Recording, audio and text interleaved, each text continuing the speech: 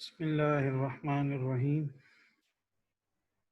Students, last lectures में हमने SN2 reactions देखा था, फिर उसका मैकेनिज़्म डिस्कस किया था और फिर हमने स्टेप बाय स्टेप जो फैक्टर्स थे जो कि SN2 रिएक्शंस को अफेक्ट कर रहे थे उसको हमने डिटेल में स्टडी किया। आज हम बात करने जा रहे हैं SN1 रिएक्शन की। लास्ट टाइम जब हमने न्यूक्लियोफिलिक सब्स्टिट्यूशन रिएक्शन देखा था या SN2 रिएक्शंस देखा था, तो उसमें हमने SN2 से स्टैंड्स किया था कि nucleophilic substitution by molecular reaction. यहाँ पर बिल्कुल ऐसे ही है, SN1 रिएक्शन होता है न्यूक्लियोफिलिक सब्स्टिट्यूशन यूनिमॉलिक्यूलर रिएक्शंस। तो स्टडी करते हैं हम इसको। Given our understanding of SN2 reactions, जैसे ही हमें SN2 रिएक्शंस की अंडरस्टैंडिंग हो जाती है, we would expect the rate of the following reaction। हम ये एक्सपेक्ट करते हैं कि रेट ऑफ रिएक्शन जो होगा टू बी वेरी स्लो। तो फॉलोइंग रिएक्शन का जो रेट ऑफ रिएक्शन होगा वो क्या होगा? Slow, because water is a poor nucleophile and the alkyl halide is sterically hindered to backside attack। तो हम इस एग्जांपल में देख सकते हैं कि ये हमारे पास जो है ये टर्शरी अल्काइल हैलाइड है, ठीक है, और इसके जो है वो लिविंग ग्रुप जो है वो दूसरी साइड पर अटैच है। तो पहली बात वो ये कह रहा है कि हमें पता है कि जो वाटर है वो क्या है, एक पुअर न्यूक्लियोफाइल है, यानी कि स्लो न्यूक्लियोफाइल है, या हम जिसे कह सकते हैं कि स्लो रिएक्टिव होता है। क्यों? क्योंकि इसके पास क्या है, लॉन पेयर ऑफ इलेक्ट्रॉन्स हैं। लॉन पेयर ऑफ इलेक्ट्रॉन्स जो हैं वो इलेक्ट्रॉन डेफिशिएंट के ऊपर, इलेक्ट्रोफिलिक सेंटर कार्बन के ऊपर क्या करते हैं, अटैक करते हैं, ठीक है। तो SN2 रिएक्शन में हमने ये देखा था कि बैक साइड जो अटैक है वो पॉसिबल होता है, ठीक है। उसमें हमने देखा था कि प्राइमरी अल्काइल हैलाइड जो है वो SN2 रिएक्शन देते हैं, लेकिन जब हम SN1 रिएक्शंस की बात करते हैं तो वहाँ पर जो है वो टर्शरी अल्काइल हैलाइड जो है वो इस किस्म का रिएक्शन देते हैं, यानी कि न्यूक्लियोफिलिक सब्स्टिट्यूशन यूनिमॉलिक्यूलर रिएक्शन देते हैं। अब वाटर, पहली बात तो ये है कि एक जो है वो पुअर न्यूक्लियोफाइल है, और दूसरी बात ये है कि इसकी बैक साइड जो है वो क्या है, कवर्ड है किसके साथ, हाइड्रोजन एटम्स के साथ। अगर इसके 3 हाइड्रोजन्स को ओपन करें तो इसकी एक लेफ्ट साइड पे आएगा, एक राइट पे आएगा, एक अबव चला जाएगा। इस कार्बन के हाइड्रोजन्स ओपन करें तो ये एक अबव चला जाएगा, एक राइट पे, लेफ्ट पे चला जाएगा और एक बिलो आ जाएगा। इसको देखें तो ये एक लेफ्ट पे, एक राइट पे और एक क्या है, बिलो हो जाएगा। तो जब हम इसको ओपन करके इसका स्ट्रक्चर लिखते हैं, हाइड्रोजन्स को भी ओपन करते हैं, तो हम देख सकते हैं कि इस इलेक्ट्रोफिलिक सेंटर कार्बन की जो बैक साइड है वो बिल्कुल क्राउडेड है किसके साथ, हाइड्रोजन एटम्स के साथ। तो इस वजह से हम इसे कहते हैं कि ये क्या है, स्टेरिकली हिंड्रेंसेस में आ रही है और बैक साइड जो है वो अटैक पॉसिबल नहीं है। तो इन दो वजूहात की बिना पर ये रिएक्शन जो हैं ये क्या हो जाते हैं, स्लो हो जाते हैं।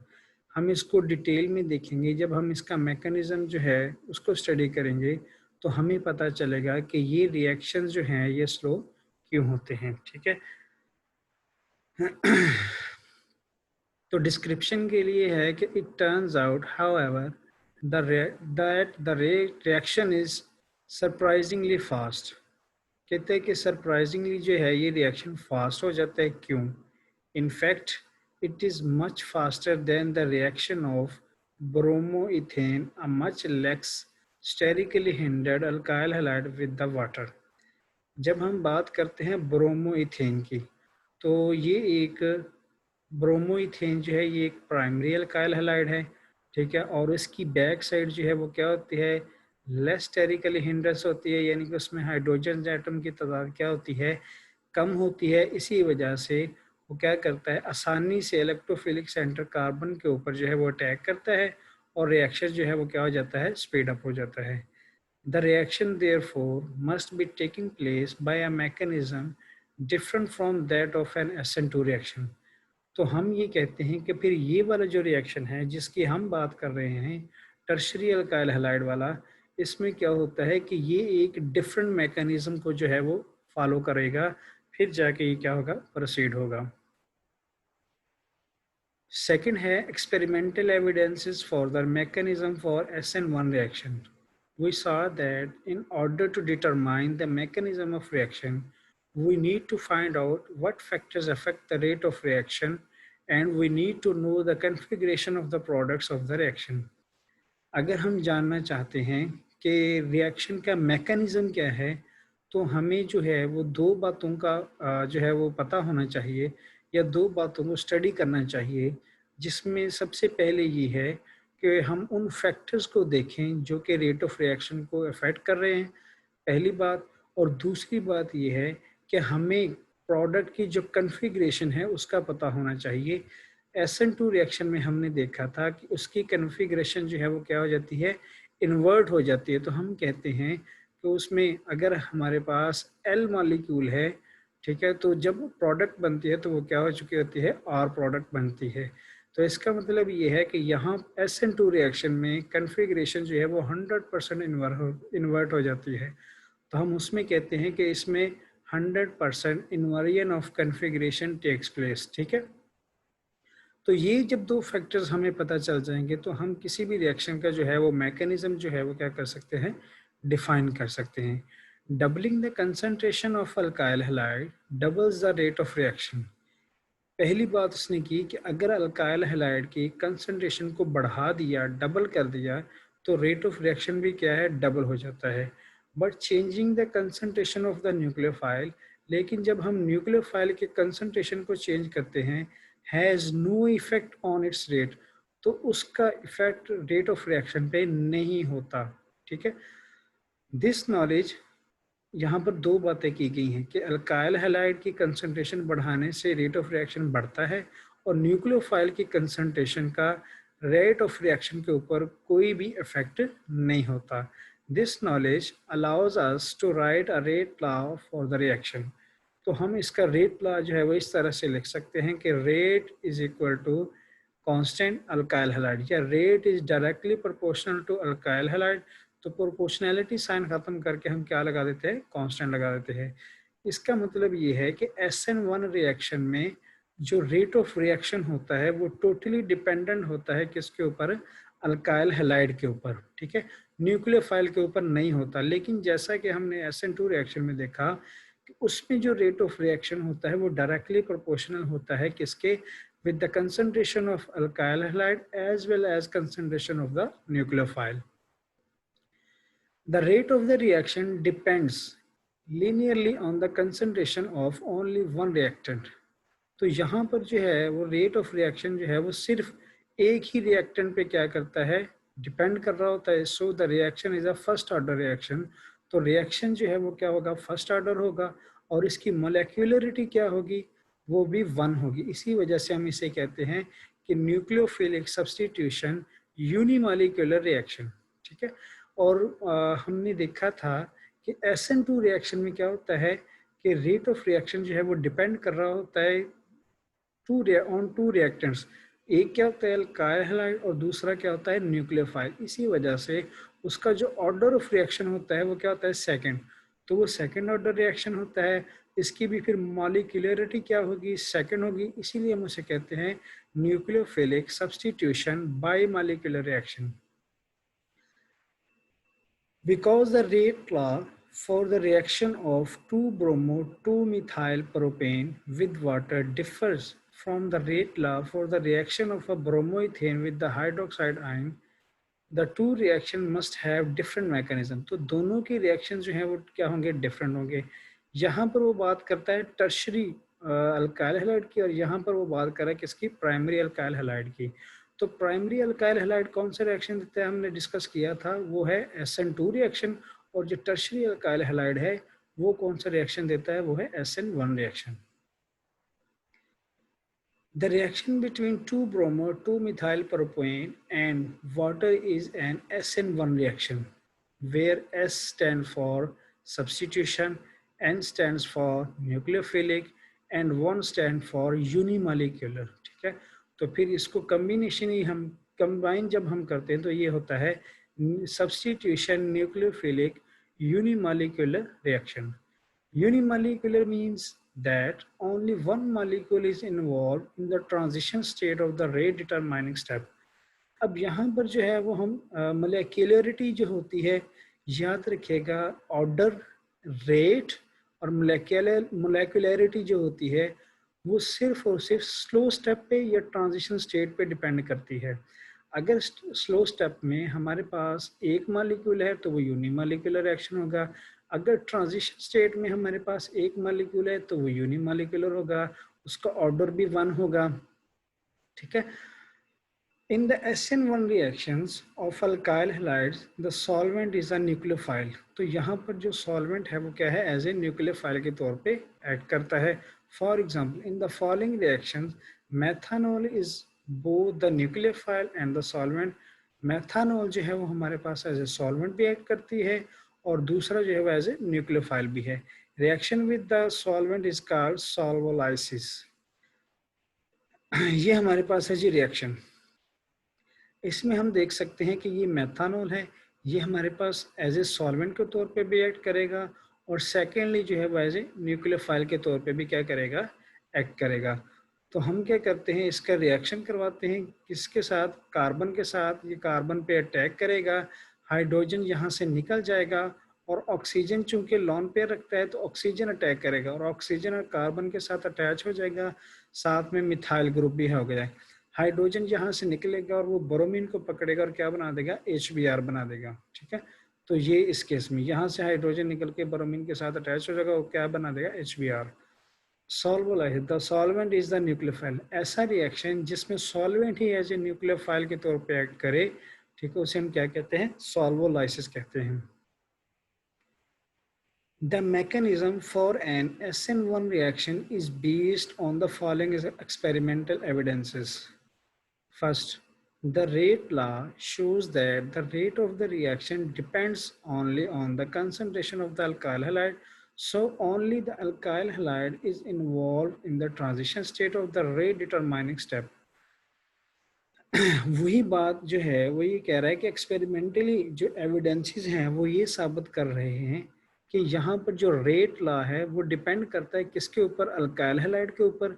ठीक है, जब रेट लॉ जो है वो अल्काइल हैलाइड के ऊपर डिपेंड कर रहा है तो इसका मतलब ये है कि फिर वही अल्काइल हैलाइड जो है वही ट्रांजिशन स्टेट में पार्टिसिपेट करता है और वही स्लो स्टेप में क्या करता है, पार्टिसिपेट करता है. ठीक है, दो बातें याद रखिएगा, रेट लॉ जिस रिएक्टेंट पे डिपेंड कर रहा हो वही ट्रांजिशन स्टेट में जाता है और सेकेंडली वही जो है वो क्या होता है, स्लो प्रोसेस या एक स्लो स्टेप के अंदर क्या होता है, इन्वॉल्व होता है. तो tertiary alkyl halides undergo SN1 solvolysis reactions. tertiary alkyl halides जो हैं वो substitution nucleophilic unimolecular solvolysis reactions देते हैं with the poor nucleophiles such as water and alcohols, but methyl halides and primary alkyl halides do not. क्योंकि primary alkyl halides हमने बात की है कि वो कौन सा reaction देंगे, substitution nucleophilic bimolecular reaction देते हैं. A recent investigation of Hughes and Gould's data showed that the secondary alkyl halides also do not undergo SN1 solvolysis reaction. जो secondary alkyl halide हैं वो भी जो हैं वो SN1 reactions नहीं देते. ये हम इंशाल्लाह बाद में डिस्कस करेंगे कि वो ऐसे reactions क्यों नहीं देते. ठीक है, thus methyl halides, primary alkyl halides and secondary alkyl halides undergo only SN2 reactions. तो तीन किस्म के अल्काइल हैलाइड जो हैं वो क्या करते हैं, SN2 रिएक्शन देते हैं. कौन कौन से, methyl halide, primary alkyl halide और सेकेंडरी अल्काइल हैलाइड. ठीक है, वो कौन सा रिएक्शन देते हैं, SN2 रिएक्शन देते हैं. Third point, the substitution reactions of an alkyl halide in which the halogen is bonded to an asymmetric center forms two stereoisomers. तो वो क्या करता है, दो स्टीरियो आइसोमर्स क्या करता है, बनाता है। प्रोडक्ट्स के अंदर हमारे पास दो स्टीरियो आइसोमर्स बनते हैं। SN2 रिएक्शन में हमने देखा था कि हमारे पास सिर्फ और सिर्फ एक प्रोडक्ट बनती थी या एक आइसोमर बनता था, one with the same relative configuration as that of the reacting alkyl halide। एक जो उनमें आइसोमर होगा उसकी कन्फिग्रेशन वही होगी जो रिएक्टेंट की होगी, यानी कि अल्काइल हैलाइड। यानी अगर हम अल्काइल हैलाइड लेते हैं एल एल कन्फिग्रेशन वाला, तो हमारे पास जो एक आइसोमर बनेगा 50% जो प्रोडक्ट बनेगी उसकी कन्फिग्रेशन जो होगी, आइसोमर की कन्फिग्रेशन जो होगी वो क्या होगी, एल होगी। And the other with the inverted configuration, और जो सेकंड प्रोडक्ट होगी या सेकंड आइसोमर जो होगा उसकी जो कन्फिग्रेशन होगी वो टोटली क्या होगी, इन्वर्टेड होगी। इसका मतलब ये है कि SN1 रिएक्शन में हमारे पास दो आइसोमर्स बनते हैं और उन्हें क्या कहते हैं, स्टीरियो आइसोमर्स। एक जो होता है 50% जो आइसोमर्स बनता है वो उस वही कन्फिग्रेशन रखता है जो रिएक्टेंट की होती है, और जो 50% दूसरा आइसोमर होता है उसकी कन्फिग्रेशन जो है वो अपने रिएक्टेंट से क्या हो जाती है, बिल्कुल ऑपोजिट हो जाती है।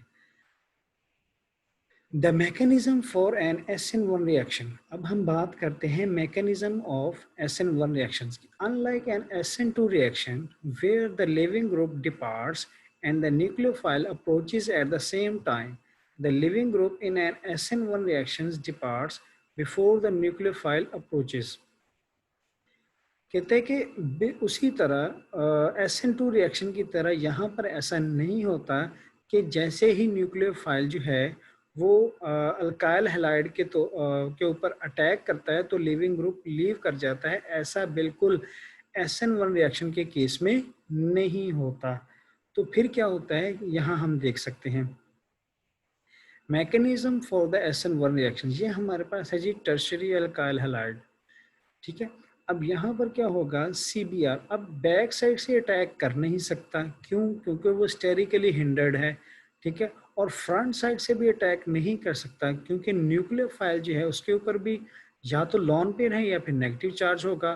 तो कॉमनली जो है वो चूंकि सॉल्वेंट यहाँ पर पार्टिसिपेट करता है तो सॉल्वेंट जो होता है वो न्यूट्रल होता है, तो लॉन पेयर जो है इसके ऊपर भी क्या होता है, नेगेटिव चार्ज होता है, तो वो फ्रंट साइड से नहीं आ सकता क्योंकि सिमिलर चार्जेस, ब्रोमीन पे भी क्या है, नेगेटिव चार्ज। तो सिमिलर चार्जेस क्या करते हैं, एक दूसरे को रिपेल कर देते हैं। इसी वजह से सॉल्वेंट जो है फिर वो अटैक टर्शरी अल्काइल हैलाइड पे अटैक नहीं कर सकता। फिर होता क्या है, होता यह है कि सबसे पहले ये टर्शरी अल्काइल हैलाइड जो है ये आयनाइज होता है। इसमें पॉजिटिव आयन बनता है और नेगेटिव आयन बनता है। जब ब्रोमीन का और कार्बन का बॉन्ड टूटेगा तो ब्रोमीन चूंकि इलेक्ट्रोनेगेटिव होने की वजह से ये पूरा बॉन्ड जो है वो इसके ऊपर शिफ्ट हो जाता है और ब्रोमीन पे आ जाता है नेगेटिव चार्ज, ठीक है। और सेकेंडली कार्बन जो है वो अपना इलेक्ट्रॉन लूज कर चुका है, इस वजह से कार्बन पे जो है वो पॉजिटिव चार्ज आ जाता है और इसे कहते हैं कार्बोकेटाइन। और ये टर्शरी अल्काइल हैलाइड है तो इससे बनने वाला जो कार्बोकेटाइन होगा वो भी क्या होगा, टर्शरी कार्बोकेटाइन होगा। ये देख सकते हैं आप। तो टर्शरी कार्बोकेटाइन जो है वो इस केस में यहाँ पर क्या होता है कि इसके पास पॉसिबिलिटी होती है, यहाँ पर जो है वो मॉलिक्यूल जो है मिथाइल ग्रुप दोनों ऊपर वाली साइड पे चले जाते हैं और ये जो मिथाइल ग्रुप है ये नीचे वाली साइड पे रह जाता है। अब वाटर के पास ये पॉसिबिलिटी होती है कि वो फ्रंट साइड से भी आ सकता है, बैक साइड से भी आ सकता है। इसी वजह से हम जो है वो इसके क्या लिखते हैं, दो आइसोमर्स के अगर फ्रंट साइड से अटैक करेगा तो इन्वर्जन ऑफ कन्फिग्रेशन होगी, सॉरी अगर फ्रंट साइड से अटैक करेगा जैसा कि पहले लिविंग ग्रुप अटैच था तो वो रिटेंशन ऑफ कन्फिग्रेशन होगी। और अगर बैक साइड से अटैक करेगा, ठीक है, तो opposite to the leaving group, तो यहाँ पर क्या हो जाएगी, इन्वर्जन ऑफ कन्फिग्रेशन हो जाएगी। तो टर्शरी कार्बोकेटाइन पे जो है वो ऑक्सीजन का लोन पर अटैक करता है और इसके साथ क्या करता है, बॉन्ड बना लेता है। अब सॉल्वेंट का दूसरा मॉलिक्यूल जो है वो क्या करता है, वो अब ऑक्सीजन पे कौन सा चार्ज आ चुका है, पॉजिटिव। क्यों, इसकी वैलेंसी कितनी हो रही है, 3 हो रही है।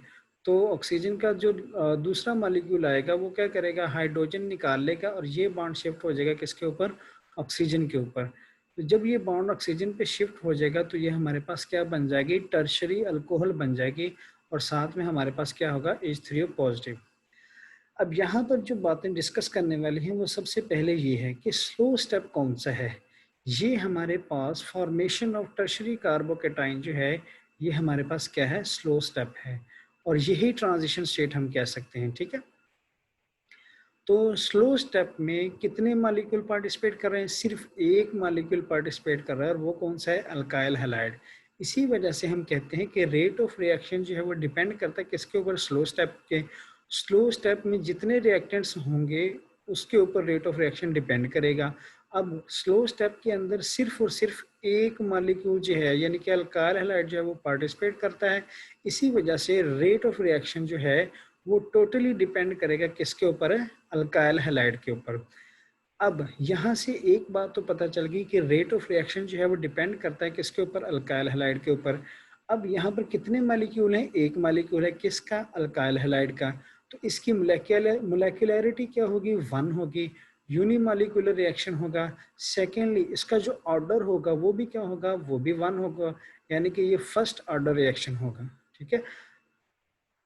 तो ये हमारे पास मैकेनिज्म था, ठीक है। अब ये जब ये कार्बोकेटाइन बन जाता है तो ये रिएक्शन फिर क्या हो जाता है, फास्ट हो जाता है, और रेट ऑफ रिएक्शन जो है वो फास्ट स्टेप पे या फास्ट जो स्टेप होता है उसका, उस पर डिपेंड नहीं करता, बल्कि रेट ऑफ रिएक्शन जो है वो हमने पहले भी बात की थी कि always always depend upon the slow step. क्योंकि स्लो स्टेप को हम इंक्रीज करेंगे तो रेट ऑफ रिएक्शन इंक्रीज होगा, अगर स्लो स्टेप को स्लो करते जाएंगे तो रेट ऑफ रिएक्शन भी क्या होता जाएगा, स्लो होता जाएगा। तो nucleophile adds to the carbocation, ये हमारे पास कार्बोकेटाइन बन गया, इसके ऊपर जो है वो न्यूक्लियोफाइल अटैक करेगा, ये रिएक्शन वेरी फास्ट होगा, ठीक है। और यहाँ से फिर दूसरा वाटर मॉलिक्यूल जो कि एज ए सॉल्वेंट भी है, ठीक है, उसका क्या करेगा, प्रोटॉन निकाल लेगा, ये वाला बॉन्ड ऑक्सीजन पे शिफ्ट हो जाएगा, ठीक है। और हम इसे क्या कहते हैं, प्रोटॉन ट्रांसफर कहते हैं। और हमारे पास क्या बनेगा, H3O पॉजिटिव बनेगा, और साथ में क्या बन जाएगी, टर्शरी अल्कोहल बन जाएगी। उम्मीद है आपको जो है वो आज का लेक्चर समझ आया होगा। नेक्स्ट टाइम जो है वो हम इस मैकेनिज्म को जो है वो फर्दर डिटेल में देखेंगे, और साथ में हम इसके फैक्टर्स भी डिस्कस करेंगे। अल्लाह हाफिज़।